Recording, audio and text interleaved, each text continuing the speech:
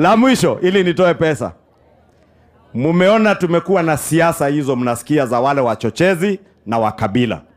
Sisi tumewaambia hatutajibizana na nyinyi mambo ya matusi, ukabila na uchochezi. Lakini pia hatutawakubalia mchochee wa Kenya na mchochee vijana wa Kenya kwa mambo ya ghasia ama mambo ya kuleta fujo Kenya. Mwaka uliopita walienda Nairobi, wakadanganya watoto, wakaleta wakora kupora mali ya watu Nairobi na kuharibu mali ya umma. Tunajua wako na njama ya kuendesha hiyo fujo.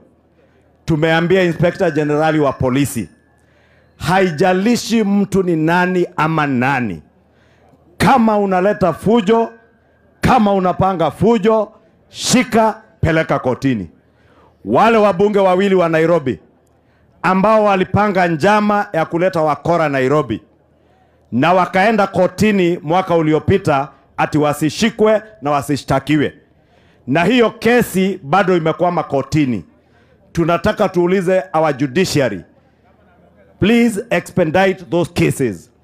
We should not allow criminals, whether they are pretenders or whether they pretend to be leaders, but they have criminal records, to hide behind court orders so that they are not prosecuted.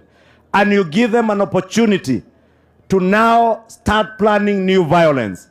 And we want to ask the Inspector General of Police, those members of parliament and their sponsor, because their sponsor is known. He sponsored them when he was part of government.